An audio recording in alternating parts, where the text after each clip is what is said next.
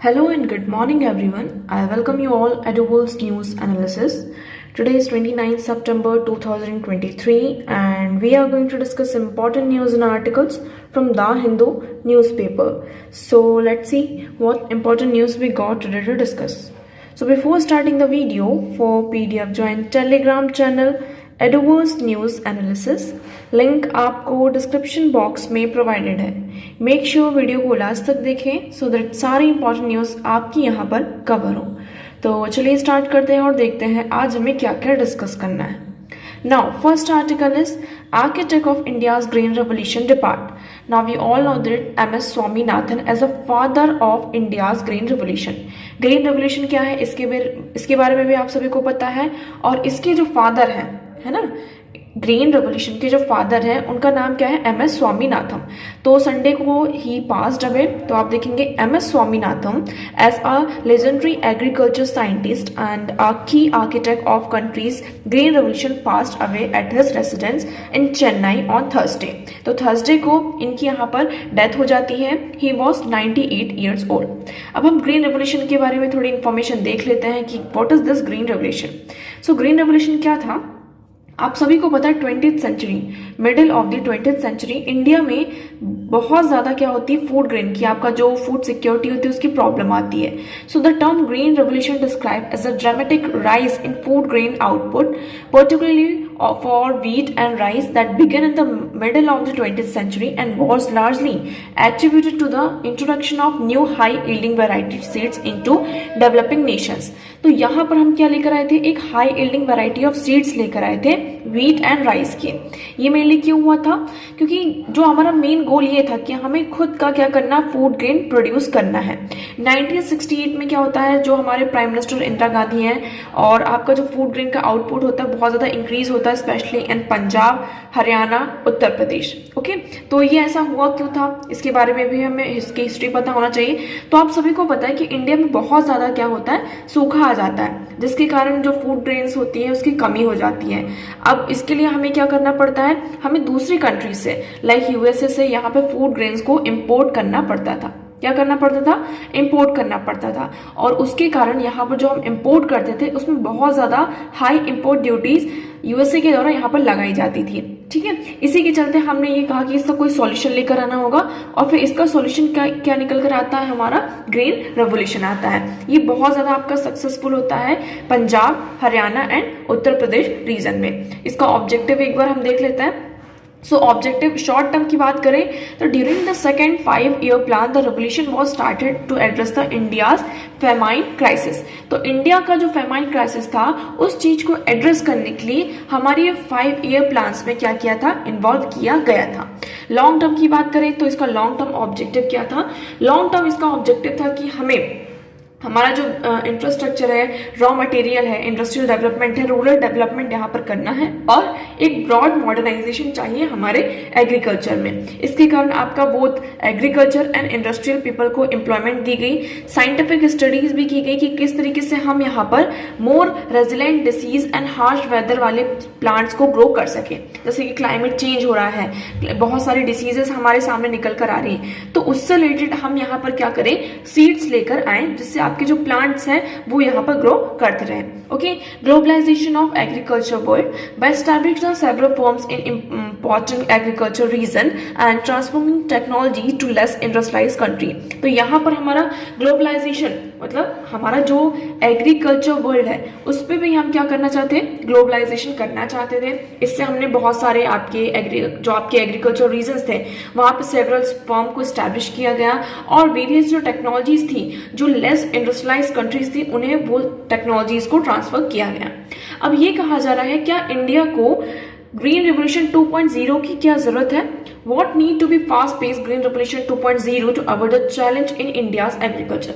जो इंडिया का एग्रीकल्चर है इसमें अभी भी बहुत सारे चैलेंजेस हमें देखने को मिल रहे हैं, इसलिए क्वेश्चन उठाया जा रहा है, ये कहा जा रहा है क्या इंडिया को अब ग्रीन रेवोल्यूशन 2.0 की जरूरत है या नहीं है, जिससे अब 2.0 में क्या होगा आपका, यहाँ पर हम और जैसे कि आपका जो टेम्परेचर है वो इंक्रीज हो रहा है, रेनफॉल में वेरिएशंस देखने को मिल रहे हैं। इससे हम क्या करें, हम ऐसे सीड्स लेकर आए जो ये वेरिएशंस हो रहे हैं टेम्परेचर, जो एक्सट्रीम टेम्परेचर है उसके साथ वो स्टैंड कर सके।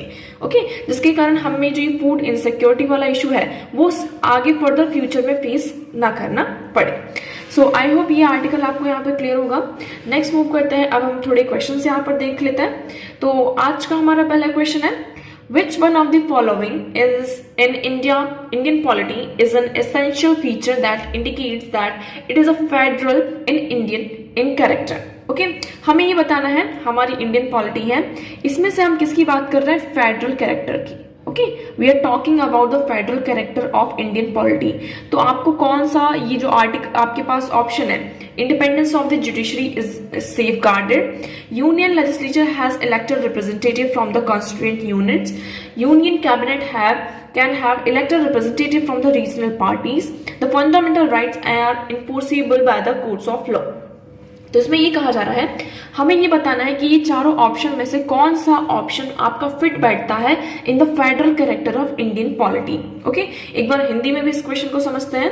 भारतीय राजनीति में निम्नलिखित में से कौन सा एक आवश्यक विशेषता है जो इंगित करता है कि ये चरित्र में संघीय है, मतलब कि जो आपका जो फेडरल कैरेक्टर है उस पर फिट बैठता है। न्यायपालिका की स्वतंत्रता एंड सुरक्षित है, मतलब कि आपका जो जुडिशरी है उसकी इंडिपेंडेंस कैसी है, आपकी सेफ गार्डेड है, उस पर कोई भी क्वेश्चन मतलब कि एक तरीके से सेफ है वो। सेकंड है आपका क्या, संघ विधान मंडल में घटक इकाइयों से प्रतिनिधियों का चुनाव, मतलब कि आपका जो यूनियन लेजिस्लेचर है वहां पर आपकी कॉन्स्टिट्यूएंट असेंबली से आपके इलेक्टेड रिप्रेजेंटेटिव जाते हैं। तो ये कैरेक्टर क्या आपका फेडरल कैरेक्टर को रिप्रेजेंट करता है या नहीं, ऐसा हमें बताना है। थर्ड वन इज केंद्रीय मंत्रिमंडल में क्षेत्रीय दलों के निर्वाचित प्रतिनिधि हो सकते हैं। लास्ट वन इज मौलिक अधिकार कानून की न्यायालयों द्वारा लागू किए जाने योग्य, मौलिक अधिकारों कानूनों की अदालतों द्वारा लागू किए जाने योग्य है, मतलब कि आपके जो फंडामेंटल राइट्स हैं दे आर इनफोर्सिएबल। हम अगर आपके किसी भी फंडामेंटल मौलिक अधिकार का क्या होता है, हनन होता है, तो वहां पर हम कहा जाते हैं, डायरेक्ट कोर्ट में जा सकते हैं। तो इसमें से राइट ऑप्शन क्या होगा, let me know in the comment section. Comment section में सभी लोग इस क्वेश्चन का आंसर करेंगे और ये बहुत ही इजी क्वेश्चन है। ओके, नेक्स्ट क्वेश्चन की बात करते हैं। सो नेक्स्ट क्वेश्चन है, विच ऑफ द फॉलोइंग कमिटीज, ये आपका मॉडर्न हिस्ट्री का क्वेश्चन है, तो आप लोगों को ये याद रखना है। हमने कल यहाँ पर कहा था कि हम डेली एक एक क्वेश्चन मॉडर्न हिस्ट्री से और एक क्वेश्चन यहाँ पर पॉलिटी का उठाएंगे। इससे क्या होगा, आपका जो टॉपिक है, हर एक का टॉपिक जो है यहाँ पे क्लियर होता जाएगा और आपका यहाँ पे रिवीजन भी होता जाएगा। तो हम मॉडर्न हिस्ट्री की बात करें, आपका सेकंड मॉडर्न हिस्ट्री का क्वेश्चन है। आपको क्या बताना है इसमें से, which of the following committees commission during British India was related to education. जब ब्रिटिश इंडिया था, यहाँ पे ब्रिटिशर्स का आपका रूल था, उस टाइम पर एजुकेशन से रिलेटेड आपकी कौन कौन सी कमिटीज और कमीशन थे, ये आप लोगों को बताना है इस क्वेश्चन में। आपके पास चार ऑप्शन है, कौन कौन सा है, Sargent plan, McDonald commission, Fraser commission and last is Hartog committee. तो इसमें से कौन कौन सा है आपका 1 and 2, 1, 2 and 3, 2, 3 and 4 and 1 and 4। तो राइट ऑप्शन क्या है आप लोग कमेंट सेक्शन में यहाँ पर बताएंगे। ओके, वीडियो के एंड में आप लोगों को इन दोनों क्वेश्चंस के आंसर दिए जाएंगे, तो मेक श्योर उससे पहले आप लोग कमेंट सेक्शन में इस क्वेश्चन के आंसर करें। चलिए नेक्स्ट मूव करते हैं और आगे बढ़ते हैं हमारे नेक्स्ट आर्टिकल की तरफ। सो आज का हमारा पहला article, a milestone in Hindu marriage reform in India. देखिए यहाँ पर इस आर्टिकल को डिस्कस करने का कोई भी सेंस नहीं बनता है। इसमें Hindu marriage reform in India, किस तरीके से हिंदू मैरिज में रिफॉर्म हुए हैं इंडिया में, उसके बारे में डिस्कस किया गया है। ठीक है, नेक्स्ट हम बात करते हैं, ये आर्टिकल आपके लिए बहुत ज्यादा इंपॉर्टेंट हो जाता है। इसमें हम किसकी बात कर रहे हैं, reform can address India's kidney transplant deficient. अब हम क्या कह रहे हैं कि जैसे कि आपके वेरियस ऑर्गन्स यहाँ पे फेल होते हैं, लाइक आपका हार्ट फेल हो जाता है कई बार, है ना, हमारे लिवर का ट्रांसप्लांट होता है, किडनी का ट्रांसप्लांट होता है, बहुत सारे ऑर्गन्स ऐसे होते हैं, आपका आंखों का, है ना, आईज ट्रांसप्लांट होते हैं, बहुत सारे हमारे जो वेरियस ऑर्गन्स है उसका यहाँ पे ट्रांसप्लांट किया जाता है। ओके ना, अब हम इस आर्टिकल में बात कर रहे हैं किसकी, इंडिया की किडनी ट्रांसप्लांट डेफिसिट की, कि इंडिया में जो डिमांड है किडनी की वो कितनी है। आप देखेंगे टोटली हम देखेंगे टोटल यहाँ पर इन 2022 over 2 lakh patients needed a transplant. यहाँ पर 2 लाख पेशेंट्स थे जिनको किडनी की क्या थी, जरूरत थी, बट डोनर कितने थे यहाँ पर, ओनली 7500। तो आप देख सकते हैं सिर्फ इन 2 lakhs में आपके पास कितने 7500 डोनर्स हैं, मतलब कि ओनली 3.4%। तो ये कहा जा रहा है कि हमें क्या करना होगा, इंडिया में जो किडनी का ये ट्रांसप्लांट डेफिशिट है उसको एड्रेस करने की जरूरत है, उसे रिफॉर्म करने की जरूरत है। रिफॉर्म करने की कैसे जरूरत है, पहले यहाँ पर एक एग्जाम्पल दिया गया है उसे हम समझते हैं, ठीक है, लेकिन उसको समझने से पहले हम ये समझते हैं कि ये प्रॉब्लम क्यों आ रही है। Okay, so due to the prevalence of diabetes, malnourishment, overcrowding and poor sanitation, there is a high prevalence of chronic kidney diseases। यहाँ पर जो डायबिटिक के बहुत ज्यादा आपको पेशेंट देखने को मिलते हैं, माल नरिशमेंट हो रहा है, पुअर सैनिटेशन एंड ओवरक्राउडिंग के कारण आपको ये जो क्रॉनिक किडनी डिसीजेस है वो हमें देखते हुए नजर आ रही है। हमारी इंडिया की जो पॉपुलेशन है उसमें से 70% जो पॉपुलेशन है, India 70% population is prevalence to chronic kidney disease, यहाँ पर उनको ये किडनी की डिसीज है। So kidney disease lead to end stage renal disease. A kidney transplant is often a best treatment for ESRD। अब यहाँ पर ये कहा जा रहा है कि इसका ट्रीटमेंट क्या हो जाएगा, ठीक है, यहाँ पर पेशेंट्स हैं तो उसका कुछ ना कुछ ट्रीटमेंट होगा। तो treatment the one and only treatment है कि आप पहले कुछ दिनों तक तो टैबलेट्स का यूज कर सकते हैं, ओरल मेडिसिन का हम यहाँ पर यूज करते हैं, लेकिन हमारा जो वन एंड बेस्ट ट्रीटमेंट की बात करते हैं तो आपका क्या होता है, यहाँ पे किडनी ट्रांसप्लांट आपको यहाँ पर करवाना पड़ता है ना, किडनी का आपका ट्रांसप्लांट पूरा होता है, उसके बाद ही आप क्या कर सकते हैं, इंश्योर कर सकते हैं better alternate life. So specially transplant is often more better than alternatives on almost all dimensions that matter, quality of life, patient convenience, life expectancy as well as cost effectiveness. Okay, अब हम यहाँ पर किसकी बात कर रहे थे कि एक केस आता है कि हमें अब यहाँ पर क्या चेंज करना चाहिए, है ना। पेशेंट्स को यहाँ पर किडनी किस बेसिस पे मिल सकती है कि पेशेंट की, जैसे कि the first is to get kidney from a डिक्रीज पर्सन, या तो आप किससे ले लें, किसी पर्सन से किडनी यहाँ पर ले सकते हैं। दूसरा ये है कि ऐसी कोई कभी कभी डोनेशन की यहाँ पे कमी हो जाती है कि कोई दूसरा पर्सन यहाँ पर अपनी किडनी क्यों देना चाहेगा, तो आप ऐसा कर सकते हैं कि जो पर्सन है, मान लीजिए आपके कोई फैमिली मेंबर है, आप उनसे कंसल्ट करके आप वहां पर उनसे किडनी क्या कर सकते हैं, ट्रांसप्लांट कर सकते हैं। कई बार ऐसा होता है कि जैसे कुछ पर्सन्स की यहाँ पे डेथ हो जाती है और वो लोग क्या करते हैं, अपना जो ऑर्गन होता है उसको यहाँ पर डोनेट कर देते हैं, है ना। कई बार आप लोगों ने देखा होगा कि आफ्टर डेथ क्या किया जाता है, फिर जो लोग यहाँ पे डोनेट कर देते हैं उनका जो भी ऑर्गन होता है उसको कलेक्ट किया जाता है और उसको फिर ट्रांसप्लांट किया जाता है। तो पहला मेथड तो ये हो गया। दूसरा मेथड हमने अभी डिस्कस किया कि कोई फैमिली मेंबर आपका रेडी हो जाए, कोई रिलेटिव से यहाँ पर आपके रेडी हो जाए, जिससे हम क्या करें, किडनी का ट्रांसप्लांट कर सके। ठीक है, ये दो चीज यहाँ पर आ गई। तो ये दो चीजें हैं जिस बेसिस पर हम क्या कर सकते हैं, किडनी ट्रांसप्लांट कर सकते हैं। अब हमारे यहाँ इंडिया की अगर हम बात करते हैं, इंडिया में क्या है, एक स्वैप एग्रीमेंट है। क्या है आपका, स्वैप्स है। स्वैप्स क्या है, आप इसके बारे में अगर हम बात करते हैं, एक्चुअली ऐसा होता है कि ये पर्सन ए है, ठीक है, इसका रिलेटिव कौन है, ये बी है, ठीक है ना। यहाँ पर क्या है, एक्स है और इसका रिलेटिव यहाँ पर जेड है, ये सॉरी वाई है। ये ए पर्सन की यहाँ पे किडनी फेल है और दूसरी ये जो बी एक्स पर्सन है इसकी भी किडनी फेल है। अब ये इसका रिलेटिव है, ये इसका रिलेटिव है और एक्स का रिलेटिव यहाँ पर वाई है। अब हम इसको, आप लोग इसको ध्यान से देखिएगा, ये जो बी पर्सन है यहाँ पर रेडी है कि हम क्या करेंगे, इस ए पर्सन को मैं किडनी ट्रांसप्लांट करूंगा। ये एक्स भी यहाँ पर रेडी है कि मैं यहाँ पर आपको ट्रांसप्लांट करूंगा। लेकिन प्रॉब्लम कहाँ जाती है, प्रॉब्लम ये आती है कि इनके जो ब्लड है, ब्लड सैंपल्स हैं और जो ब्लड ग्रुप है वो मैच नहीं होता। बहुत सारी चीजें क्या होती है इसमें मैच नहीं होती हैं। बट एक्स का जो मैच हो रहा है किसके साथ, ए के साथ, और बी का मैच हो रहा है यहाँ पर एक्स के साथ, सॉरी वाई का मैच हो रहा है ए के साथ और बी का मैच हो रहा है एक्स के साथ। तो ये स्वैप एग्रीमेंट जिसकी हम बात कर रहे हैं, ये यही स्वैप एग्रीमेंट है। यहाँ पर हम क्या करते हैं, फिर ए और एक्स यहाँ पे स्वैप कर लेते हैं कि आप हमारा डोनर ले लीजिए और हम आपका डोनर ले लेंगे।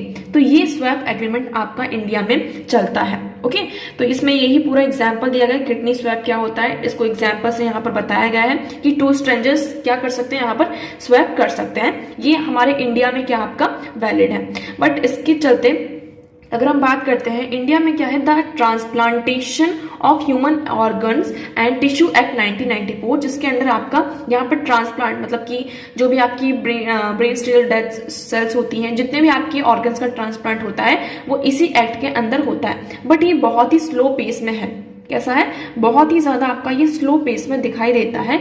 इसमें हमें रिफॉर्म करने की जरूरत है। दूसरी चीज यहाँ पर जो आपका किडनी ट्रांसप्लांट होता है ना, पहली बात तो आपको डोनर नहीं मिलता है। डोनर ना मिलने के साथ साथ सेकंड प्रॉब्लम ये आता है कि ये बहुत ही आपका हाईली कॉस्ट होता है, बहुत ही ज्यादा प्राइसी होता है। इसका जो ट्रीटमेंट होता है बहुत हाई होता है। तो हमें ये इंश्योर करना होगा कि इसे पहले तो हमें कॉस्ट इफेक्टिव बनाना होगा, और ये जो डेफिसिट है उसको हम कैसे कर सकते हैं, इसके लिए हमें यहाँ पर जो हमारा ये रेगुलेशन एक्ट है इसमें थोड़ा सा हमें ढील बरतनी होगी, तभी हम क्या कर पाएंगे, ये जो डेफिसिट है उसको एड्रेस कर पाएंगे और हम ये डेफिसिट को यहाँ पर कम कर पाएंगे। ओके, सो आई होप ये आर्टिकल इतना ही है और यहाँ पर आपको ये क्लियर होगा। नेक्स्ट हम बात करते हैं, नेक्स्ट आर्टिकल है, हमने कल ही इस आर्टिकल को डिस्कस किया था। इस आर्टिकल में डिस्कस कर रहे हैं कि केयरिंग फॉर द ओल्ड। अब 2050 तक यहाँ पर ये कहा जा रहा है कि 34.7 करोड़ जो पॉपुलेशन है, मतलब कि इंडिया की 20% जो पॉपुलेशन है वो यहाँ पर किस में चली जाएगी, आपकी एल्डरली मतलब कि ओल्ड हो जाएगी, ओल्डर की कैटेगरी में आ जाएगी। अब देखिए, ओल्डर की कैटेगरी में आने की बात यह है कि अब आप सभी को पता है कि जो इंडिया की लाइफ एक्सपेक्टेंसी है वो क्या हो चुकी है, अब बढ़ चुकी है। पहले इंडिपेंडेंस के बाद देखेंगे लाइफ एक्सपेक्टेंसी आपकी यहाँ पर 50 to 60 ईयर्स रहती थी। अब ये बढ़कर कितनी हो चुकी है, हमने हमारा जो हेल्थ सिस्टम है और हर तरीके की जो बीमारियां हैं इसका इलाज खोज लिया है, सारी डिस्कवरीज कर ली है, टेक्नोलॉजीज आ गई है जिससे कि आप बीमारियों को उससे क्या कर सकते हैं, डील कर सकते हैं। तो ये जो आपकी लाइफ एक्सपेक्टेंसी है ये बढ़कर अब कितनी हो चुकी है, यहाँ पर 70 to 80 ईयर्स हो चुकी है। ठीक है, कितनी हो चुकी है, 70 to 80 ईयर्स हो चुकी है। उसके साथ साथ आप लोगों को ये भी पता है ये एक्सपेक्टेंसी तो आपकी यहाँ पर इंक्रीज हुई है, बढ़ी है। इसके साथ साथ आपके जो 60 ईयर्स के बाद जो आपके ओल्डर पीपल है वो कोई काम नहीं करते हैं। आप लोगों को ये भी पता है कि रिटायर हो जाते हैं 60 साल के बाद, वो मतलब कि वो रिटायर हो गए, अब वो कोई काम नहीं करते। अब एक तरीके से वो किसके ऊपर डिपेंड है, अपनी फैमिली के ऊपर यहाँ पर डिपेंड होते हैं। स्पेशली यहाँ पर एग्जाम्पल दिया गया किसका, विमेन का। विमेन यहाँ पर जैसे कि मैन की बात करते हैं तो मैन की जो लाइफ एक्सपेक्टेंसी है वो कम है in comparison to women. Women यहाँ पर जैसे कि अगर हम बात करते हैं वो विमेन की जो एज है वो 80 to 85 प्लस चली जाती है, और जो मैन है वो यहाँ पर 70 to 80 में ही उनकी क्या हो जाती है, डेथ हो जाती है। अब मैन के बाद उनकी जो लाइफ होती है उसमें बहुत ज्यादा हर्डल्स होते हैं। ठीक है, पहली बात तो फैमिली के ऊपर डिपेंड होती है ना, और ये हमारे इंडिया में ये है कि हर एक पर्सन को डिग्निटी के साथ जीने का अधिकार है, ये उनका फंडामेंटल राइट है। तो इसी चीज को यहाँ पर ये कहा जा रहा है कि हमें ऐसी पॉलिसीज लेकर आनी होगी, ऐसा प्रोग्राम लेकर आना होगा, क्योंकि 2050 तक हमारी जो 20% पॉपुलेशन है वो किसमें चली जाएगी, बुढ़ापे की तरफ बढ़ रही है।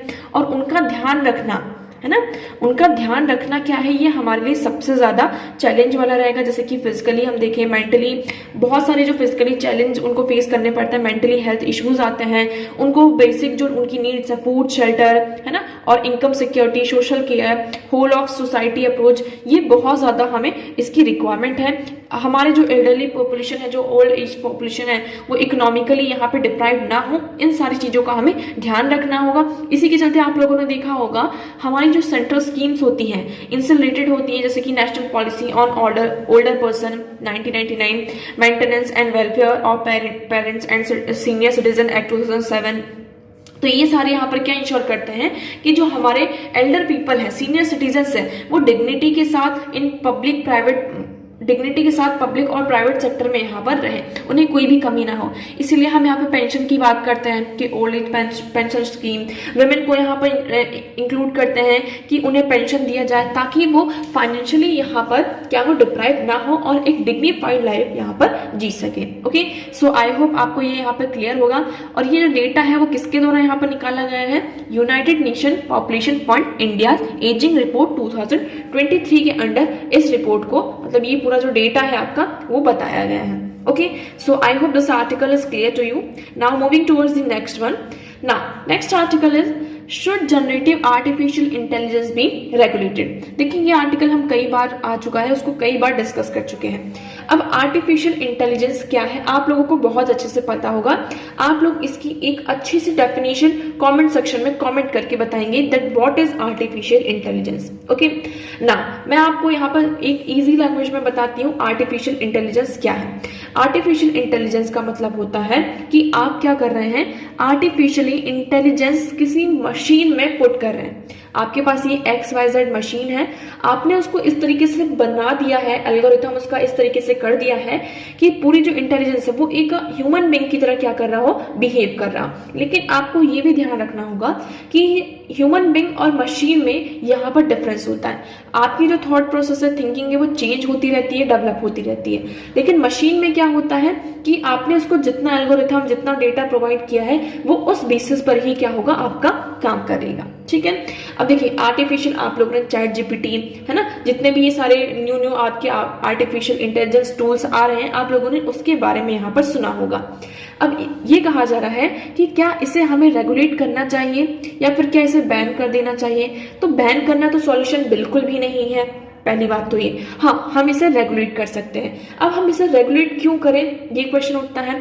तो रेगुलेट करना इसलिए हो जाता है जहां पर हम आर्टिफिशियल इंटेलिजेंस के हमें फायदे हो रहे हैं, एडवांटेजेस हैं, उसके साथ साथ हमें कुछ डिसएडवांटेजेस भी देखने को मिलते हैं। डिसएडवांटेजेस की हम बात करते हैं, सबसे पहले जो डिसएडवांटेज है वो क्या है आपका, डीप फेक। हम लोगों ने डीप फेक के बारे में बहुत ही अच्छे से पढ़ा है। डीप फेक्स क्या होते हैं, आपके जो ऑडियोज हैं, विजुअल्स होते हैं, वॉइस होती है, पिक्चर्स होती है, उसको हम इस तरीके से मॉडिफाई कर देते हैं, इस तरीके से कनेक्ट कर देते हैं कि वो आपको एकदम रियल लगता है। कैसा लगता है कि ये चीज क्या है, आपकी पूरी रियल है। और इससे क्या होता है फिर आपका मिस इन्फॉर्मेशन, है ना, यहाँ पर जो आपकी जो प्रोटेस्ट वगैरह है, लोगों के बीच में यहाँ पे कन्फ्लिक्ट पैदा करता है। तो सबसे बड़ा इशू क्या आता है, डीप फेक। सेकंड, यहाँ पर जो हम मिस इन्फॉर्मेशन की बात कर रहे हैं, ठीक है।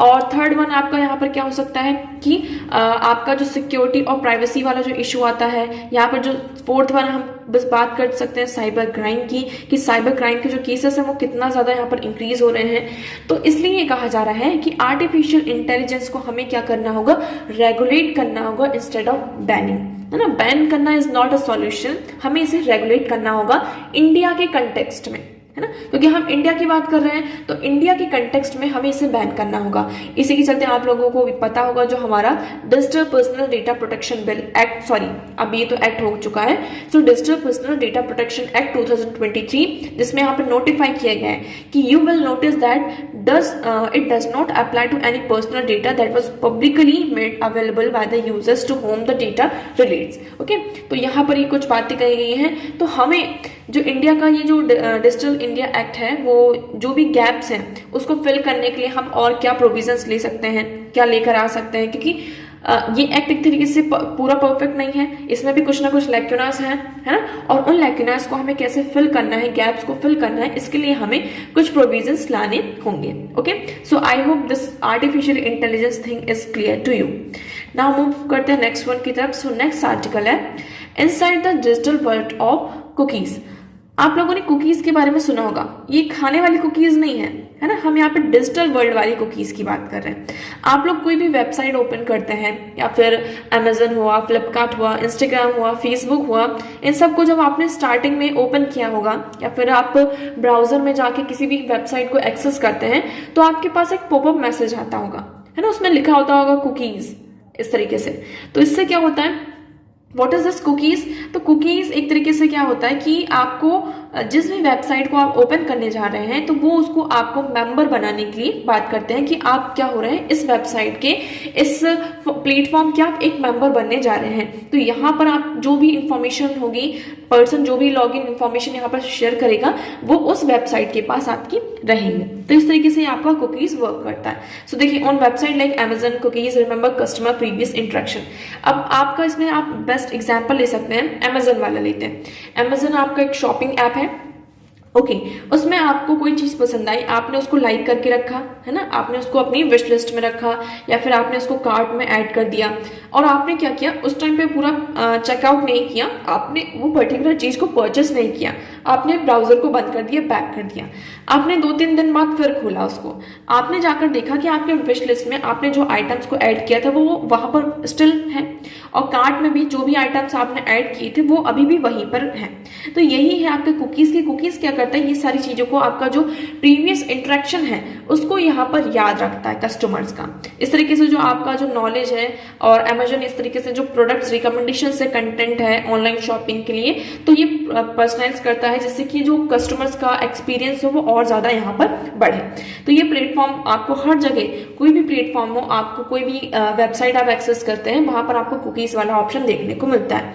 There are different types. Session cookies यहाँ पर होती हैं, इसको हम टेम्पररी कुकीज भी कहते हैं। तो आपकी जो वेबसाइट पर होती हैं, तो एक तरीके से आपने कोई भी वेबसाइट ओपन करी तो उसमें नीचे आप देखते होंगे कुकीज वाला फॉर्म आता होगा, इस तरीके से आप उसको रीड करेंगे तब आपको यहाँ पर समझ में आएगा। तो उसमें आपकी जो इंफॉर्मेशन ब्राउजिंग सेशंस हैं वो आपकी मेमोरीज जो होती है कंप्यूटर में यहाँ पर रहती है। सेकंड है आपकी परसिस्टेंट कुकीज। सो ये इक्विवेलेंट टू बुकमार्क की तरह होती है, ठीक है। So remember the log in information, language preference and even the ads you have interacted with. तो ये ब्राउजिंग के टाइम पर आपने किस किस क्या क्या इन्फॉर्मेशन शेयर की, कौन सी लैंग्वेज को आपने ज्यादा प्रेफरेंस दी, इन सारी चीजों से आपका इंटरेक्शन होता है। नेक्स्ट है आपका सिक्योर कुकीज। ये साइन करता है आपका encrypted connection, making them safer from prying eyes. Secure cookies are often used to sensitive data like log in credentials. यहाँ पर आपका आता है लास्ट में सिक्योर कुकीज। सिक्योर कुकीज में आपकी जो भी डेटा आपने लॉग इन करते टाइम यहाँ पर प्रोवाइड किए हैं तो उस डेटा को यहाँ पर सिक्योर करने का काम करता है सिक्योर कुकीज। इस तरीके से होता है। अब इसमें कुछ प्रॉब्लम्स भी आ रही हैं। ये कुकीज हमें देखने में जितना अच्छा लग रहा है उतने इसके डिसएडवांटेजेस भी हैं। क्या क्या डिसएडवांटेजेस हैं कि इसका ऑनलाइन वर्ल्ड में इसका मल्टीट्यूज यूज हो रहा है। फर्स्ट इसका जो आप डिजिटल आईडी कार्ड्स ऐड करते हैं ऑथेंटिकेशन के लिए, वेबसाइट को रिकॉग्नाइज करने के लिए, तो कई बार हम लॉग्ड रहते हैं। सेकंड, जब इससे क्या होता है आपका जो पर्सनलाइजेशन होता है, रिकॉलिंग होता है, प्रेफरेंस होती है, लैंग्वेज चॉइस, ये वेबसाइट की थीम बन जाती है, ठीक है। और उसी बेसिस पर हमारे पास क्या आते हैं, एड्स आते हैं, सारी चीजें आने लगती हैं। तो इसमें ये कहा जा रहा है कि ये जो कुकीज हैं इसमें बहुत सारे चैलेंजेस एसोसिएट्स हैं। क्या क्या चैलेंजेस हैं, इससे क्या करता है कि जो ये कुकीज है, सबसे बड़ा पहला जो कंसर्न आ रहा है, प्राइवेसी का कंसर्न आ रहा है ड्यू टू कुकीज। ये हमारा जो ऑनलाइन बिहेवियर है उसको क्या कर रहा है, ट्रैक करता है। इससे हमें जो हार्मलेस है, हमारा जो डिजिटल प्राइवेसी है, इसको इंक्रोच कर रहा है। सेकंड, सिक्योरिटी का इशू आ रहा है क्योंकि ये क्या है, सारे जो डोर्स हैं साइबर क्रिमिनल्स के लिए ओपन करके रखता है। थर्ड वन इज ये जो हमारा यूजर्स का कंसेंट आ रहा है कि ये हमारा कोई भी कंसेंट नहीं लेता है ना। और हमारे पास यहाँ पर क्या होता है, प्रॉम्प्ट में पॉपअप मैसेज आपको दिखते ही रहते हैं, जैसे कि आपने अगर कुकीज को एक्सेप्ट कर लिया है ना, कि हम ये कुकीज को एक्सेप्ट करते हैं। सो आप लोग देखते होंगे कि आपके नोटिफिकेशन सेंटर में बहुत सारे मैसेजेस फिर आते रहते हैं। तो ये क्या करता है, जो हमारा ऑनलाइन बिहेवियर उसको यहाँ पर ट्रैक करता है और उस बेसिस पर सारी चीजें, आपको बहुत सारे मैसेज आते रहते हैं। तो इसमें ये हमारा सिक्योरिटी का पर्सन्स मतलब कि बहुत ज्यादा इशू आ जाता है। सो ये कहा जा रहा है कि इसे हमें किस तरीके से रेगुलेट करना होगा। ये जो डिजिटल लैंडस्केप है ये कंटिन्यू आपका इवॉल्व हो रहा है, तो हमें ये इंश्योर करना होगा कि सो दे विल वे cookies will be used and regulated. तो यहाँ पर जो हम कुकीज का यूज कर रहे हैं वो रेगुलेटेड होना चाहिए। So remember the digital cookies that make you online adventure more personalize even if they sometimes leaves a few crumbs behind. Okay, तो ये जितना ज्यादा आपका जो ऑनलाइन एडवेंचर उसको पर्सनलाइज करते हैं उसके साथ साथ ये बहुत सारे क्रम्स भी छोड़कर जाते हैं। सो आई होप ये आर्टिकल आप लोगों को क्लियर होगा। नेक्स्ट मूव करते हैं। So what is the 5i intelligence alliance. अभी 5i इंटेलिजेंस अलायंस क्या है, इसके बारे में हमने 2-3 दिन पहले ही डिस्कस किया था। अब आप सभी को यहाँ पर जो ये नजर वाला केस चल रहा है इसके बारे में ये कहा जा रहा है कि ये जो 5i अलायंस है इसमें कौन कौन सी कंट्री आ जाती है आपकी, US, UK, New Zealand, Canada, Australia. यहाँ पर टोटल 5 कंट्रीज है, ठीक है। इनका एक ये अलायंस है कि ये क्या करती हैं, इनको पर्टिकुलर रीजन दे दिया गया है कि आपको इस रीजन का यहाँ पर देखना है और इस रीजन का देखना है, और जो भी इंफॉर्मेशन निकल कर आती है वो आपस में शेयर करनी है। ठीक है, इस तरीके से। तो ये कहा जा रहा है, ये जो नजर वाला केस था, तो कनाडा ये कह रहा है कि ये जो 5 अलायंस है, यहां से यूएस ने हमको ये इंफॉर्मेशन शेयर की है। अभी कितना सही है कितना गलत ये हम लोगों को अभी नहीं पता। हमें सिर्फ क्या पढ़ने की जरूरत है, दिस 5 अलायंस इंटेलिजेंस, जो आपका ये इंटेलिजेंस है। सो इसमें 5 आपकी कंट्रीज आ जाती हैं, कौन कौन सी, Australia, Canada, New Zealand, UK and USA. Starting में अगर हम बात करते हैं, ये आपका सेकेंड वर्ल्ड वॉर होता है, उसके बाद ये आपका 5 का मतलब कि कॉन्सेप्ट आता है। पहले यहाँ पर ये यूएसए और यूके के बीच में एग्रीमेंट होता है, और ये एग्रीमेंट के बारे में किसी को भी पहले पता नहीं होता है, ठीक है। ये कोल्ड वॉर जो आपका सोवियत यूनियन वाला जो टाइम था, उस टाइम पे ये आता है, ठीक है। उसके बाद यहाँ पे एक ट्रीटी ब्रिटिश और यूएसए के बीच में होती है, फिर इसको हम ब्रूसा के नाम से जानते हैं। स्टार्टिंग में ये क्या था, ब्रूसा था, फिर धीरे धीरे इसका जो कम्युनिकेशन है वो बढ़ता है, और उसके बाद यहाँ पर इसको हम देखते हैं कि इन 1948 कनाडा इसे ज्वाइन करता है, और इन 1956 में ऑस्ट्रेलिया और न्यूजीलैंड इसे ज्वाइन करते हैं। पहले तो इसको यहाँ पे अनाउंसमेंट नहीं किया गया था कि इस अलायंस को यहाँ पे, ये एक इंटेलिजेंस अलायंस है, इसको यहाँ पर अनाउंस नहीं किया गया था कि इसमें कितने मेंबर्स हैं, क्या है। ये बहुत दिनों तक, बहुत सालों तक सीक्रेट रखा गया था। उसके बाद 2010 में यहाँ पर एक ऑफिशियल एग्रीमेंट आता है, वो रिलीज होता है, पब्लिक होता है कि ऐसा कोई भी अलायंस यहाँ पर एग्जिस्ट कर रहा है, ठीक है। ये नेटवर्क कैसे वर्क करता है, तो इनको यहाँ पर एक पूरा सिग्नेट पर्सपेक्टिव दिया गया है कि यूएस किसके लिए रिस्पॉन्सिबल होगा, Russia, north China, most of the Asia and Latin America. तो इसको ये पूरा एरिया कवर करेगा आपका। ऑस्ट्रेलिया क्या कवर करेगा, यहाँ पे southern China, Indo China and close to its neighbouring countries such as Indonesia. UK क्या कवर करेगा, अफ्रीका, यूके को अफ्रीका का चार्ज दिया गया, west of yourselves with in the form of Soviet Union, और New Zealand is responsible for western Pacific and Canada handles the polar region of Russia. तो इस तरीके से, इस रीजन से जो भी आपको इंटेलिजेंस, जो भी मतलब कि सीक्रेट्स न्यूज निकल कर आती हैं, उसको यहाँ पर ये इंटेलिजेंस ग्रुप देखता है। ओके, सिर्फ आप लोगों को इतना पता होना चाहिए, ये आपका 5 अलायंस है। ओके, सो यहाँ पर आप पिक्चर देख लीजिए, तो इससे आपको क्लियर होगा USA, Canada, UK, Australia and New Zealand. Now move करते हैं नेक्स्ट वन की तरफ। सो नेक्स्ट आर्टिकल है, MNREGA social audit unit in a state of paralysis in many states. MNREGA क्या है, Mahatma Gandhi national rural employment guarantee scheme है ना, एम्प्लॉयमेंट गारंटी स्कीम। ये आपका 2005 में आता है, कहाँ, रूरल एरिया में। 100 डेज का यहाँ पे अनस्किल्ड लेबर को एक अनस्किल्ड यहाँ पर वर्क प्रोवाइड किया जाता है। इसके बारे में आप लोगों को बहुत अच्छे से पता है। अब इसमें ये सोशल ऑडिट कहाँ से आ गया, अगर हम मनरेगा देखें, मनरेगा का जो सेक्शन 17 है, वो यहाँ पर सेल्फ सोशल ऑडिट की बात करता है ना। जैसे कि फॉर एग्जाम्पल ये XYZ गांव है, ये मान लीजिए एक रामपुर नाम का एक गांव है आपका, रामपुर नाम का गांव है। यहाँ पर क्या हो रहा है, आपका मनरेगा की स्कीम यहाँ पे लागू की गई है, और काम चल रहा है कि रोड बनाना है, ब्रिजेस बनाने हैं आपके।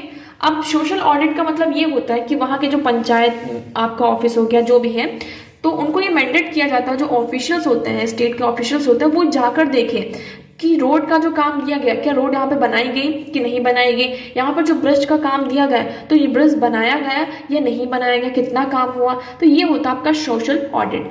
इससे क्या होता है, जैसे कि हमने यहाँ पर जो आपको वर्कर्स होते हैं, वो काम तो कर रहे हैं, उनको हमने वेजेस भी दिया, तो क्या उसकी रिकवरी हो रही है या नहीं हो रही, ये भी हमें इंश्योर करना होगा, ठीक है। तो इसमें यही कहा जा रहा है कि आप देखेंगे, in an ongoing financial year, the social audit unit had flagged misappropriation of 27.5 crore rupees. यहाँ पर 27.5 करोड़ रुपीस का क्या हुआ, आपका मिस अप्रोप्रिएशन हमें देखने को मिल रहा है। तो सेक्शन 17 आपका क्या कहता है, the act governing the scheme says that the gram sabha shall monitor the execution of work. यहाँ पर ग्राम सभा क्या होगी, आपका मॉनिटर करेगी कि वर्क कैसे एग्जीक्यूट हो रहा है। Each state had social audit unit that are supposed to work independently to the implementing authorities। यहाँ पर हर स्टेट के पास क्या है, हर एक सोशल ऑडिट यूनिट है, जो कि ये देखेगी कि जो अथॉरिटीज यहाँ पर काम कर रही हैं, वो यहाँ पर कैसे काम हो रहा है, काम का सही एग्जीक्यूशन हो रहा है या नहीं हो रहा है। ओके, तो यहाँ पर अभी तक हमें नो केसेस और नो मनी, कोई भी हमें केस देखने को नहीं मिले, यहाँ पर कोई विजिलेंस नहीं हो रहा है। और बहुत सारे आपके जैसे कि स्टेट्स हैं लाइक तेलंगाना, यहाँ पर जहाँ पर एक्टिव सोशल यूनिट हमें दिखाई दी है, बट रिकवरी के नाम पर बहुत ज़्यादा कम है, रिकवरी यहाँ पर अभी भी बहुत कम दिखाई दी है। ओके, सो मनरेगा के बारे में एक बार और देख लेते हैं। ये आपका 2005 में आता है। ये क्या एक तरीके से प्रोवाइड करता है राइट टू वर्क, मतलब कि राइट टू जो वर्क है in the exchange of money for the citizens of India. On average every day approximately 1.5 crore people work under it and almost 14 lakh sites.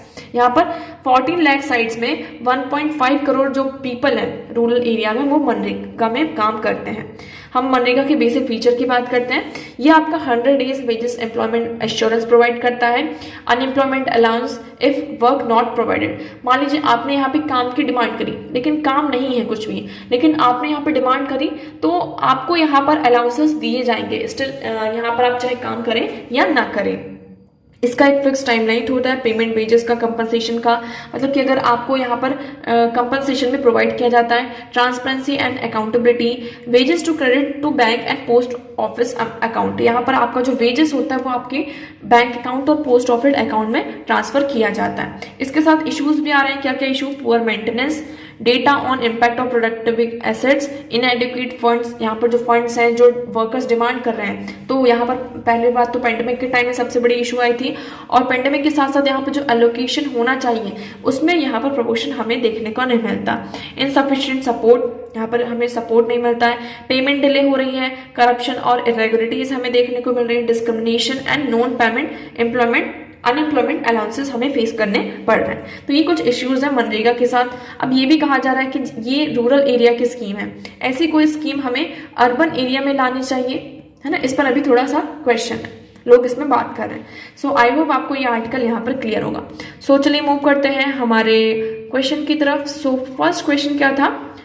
Which one of the following in Indian polity is an essential feature that indicates that it is India federal in character? So federal character के हमें feature की बात करनी थी, तो इसमें हमारा right option हो जाता है option A, independence of judiciary is safe guarded. आप यहाँ पर ऑप्शन देखेंगे, okay, the establishment of independent judiciary necessarily indicate the federal character of Indian polity.